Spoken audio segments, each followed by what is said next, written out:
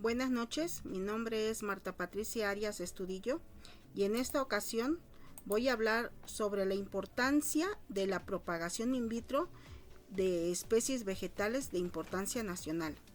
También se abordarán los temas de cultivo in vitro y la importancia que tiene en la micropropagación de plantas, también la definición de célula madre, la descripción de callo en el contexto de la propagación de plantas in vitro, qué es un medio de cultivo, qué es la inducción e iniciación de callos y por qué es importante la orientación del explante en un proceso de micropropagación in vitro, así como los pasos para el establecimiento de un cultivo in vitro, los conceptos de morfogénesis y embriogénesis, algunas aplicaciones prácticas, los factores que influyen en dichos conceptos y la definición e importancia de los explantes en latencia, así como los requerimientos para los mismos.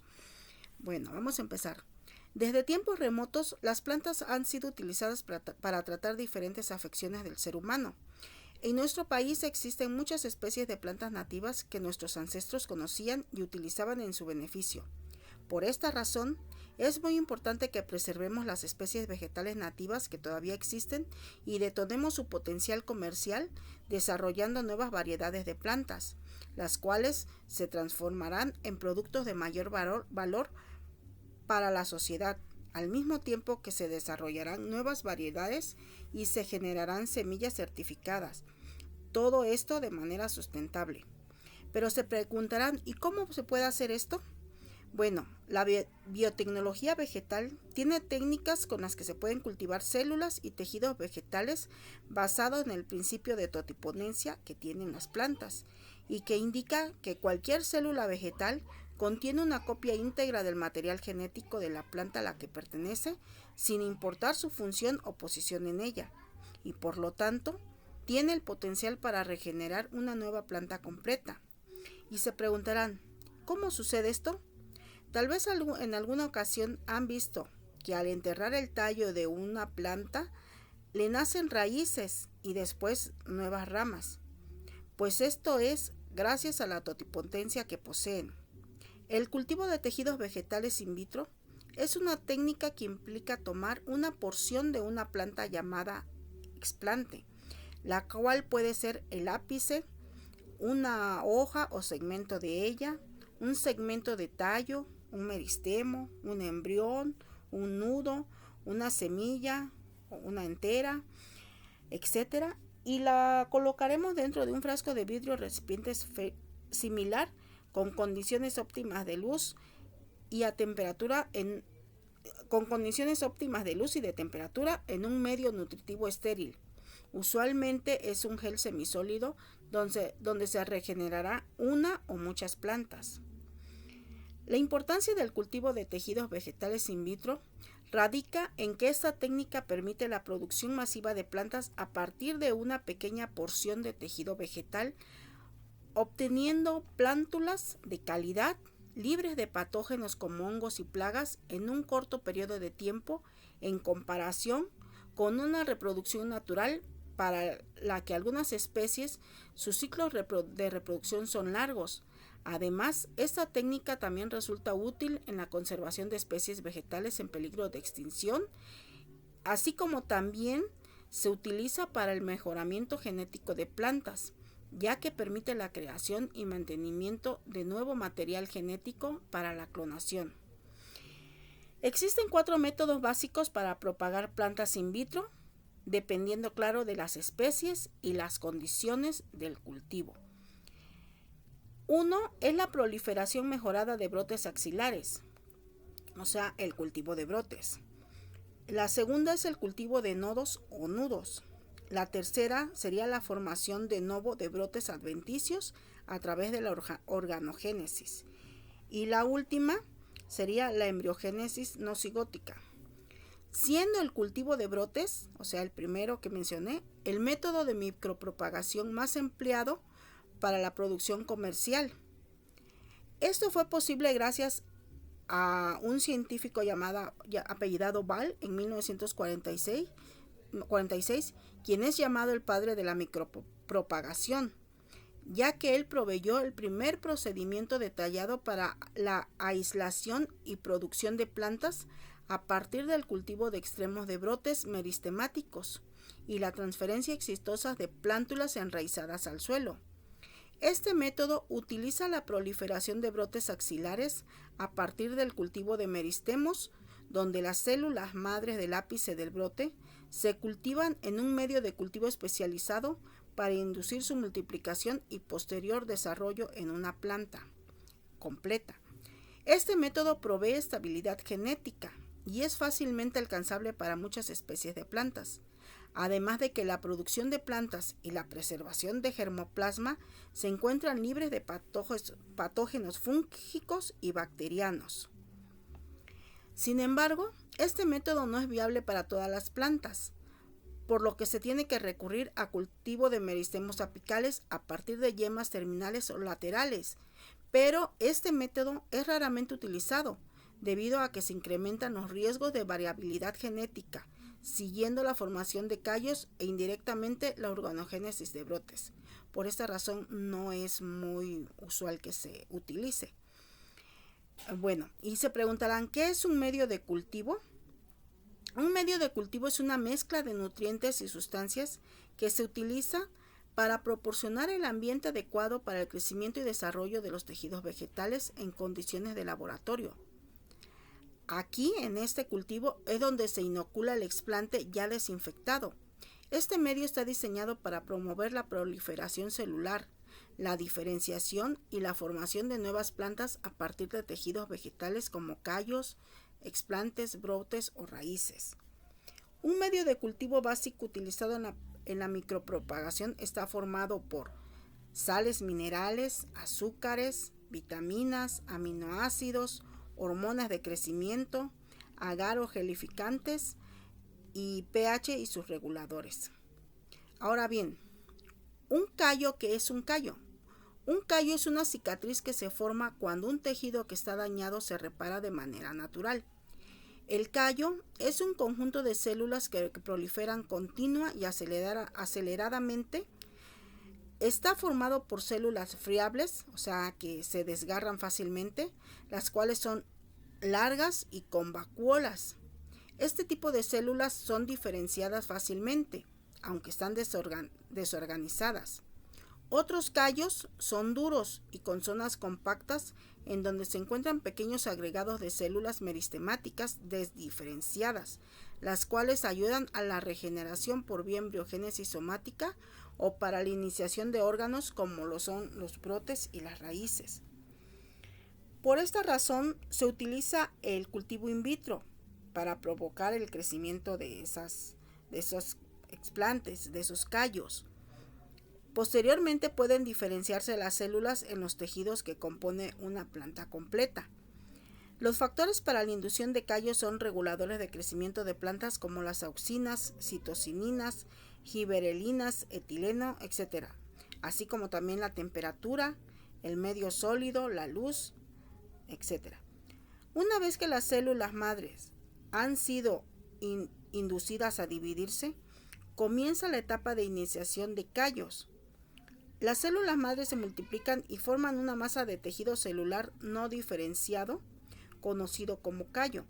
El callo suele ser de color blanco o pálido y tiene una apariencia gelatinosa. Durante esta etapa, las células madre todavía son indiferenciadas y no han asumido una función específica en la planta. El proceso de iniciación de callos se lleva a cabo en condiciones controladas de laboratorio, como una cámara de cultivo para garantizar la asepsia y evitar la contaminación. La orientación del explante es muy importante, ya que puede influir en la dirección en la que se desarrollarán los brotes y las raíces. Por ejemplo, si colocamos el explante en posición vertical, es más probable que se forme un brote en la parte superior y las raíces en la parte inferior. Esta orientación asegura un crecimiento más natural y saludable de la planta in vitro que si lo inducimos en una caja de Petri o en un frasco de cultivo donde el espacio es muy limitado. La orientación adecuada del explante puede ayudar a aprovechar eficientemente el espacio disponible y evitar competencia entre diferentes partes del explante. La orientación del explante también puede influir en la contaminación. La orientación adecuada del explante puede facilitar la manipulación y el trasplante de plántulas generadas. Si los brotes y raíces se desarrollan en la dirección adecuada, será más sencillo retirar las plántulas del medio de cultivo y trasplantarlas en un medio o sustrato de crecimiento posterior. La forma correcta de establecer un cultivo in vitro es la siguiente. Como primer paso tenemos que seleccionar el explante, el cual puede ser una hoja, un tallo, un brote, una semilla o cualquier parte del tejido vegetal que contenga células totipotentes o células madre del tipo de la planta que se desea propagar.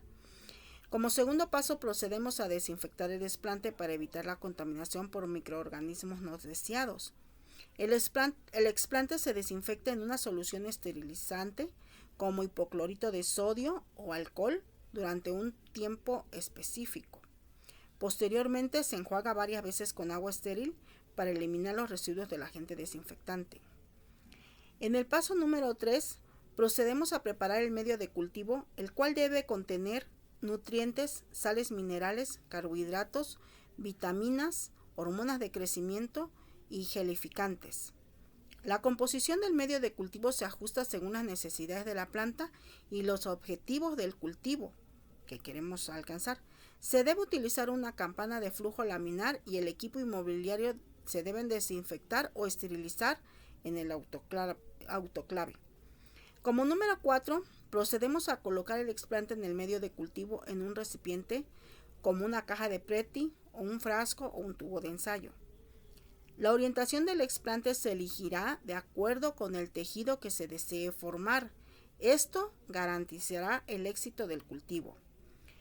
En el paso número 5 se tiene la incubación, la cual debe de ser en una cámara de cultivo o incubadora, donde se controlarán los factores como la temperatura, la humedad, la intensidad de la luz y el ciclo de luz-oscuridad de acuerdo a las necesidades de la planta y el tipo de tejido que se esté cultivando. Como número 6, debemos dar seguimiento al cultivo monitoreando el crecimiento y desarrollo del explante.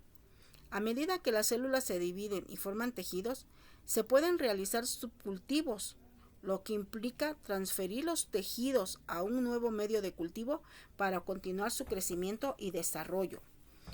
En el número 7, durante la diferenciación y enraizamiento se pueden inducir cambios en las hormonas del medio de cultivo para estimular la diferenciación de tejidos específicos como raíces, brotes o callos.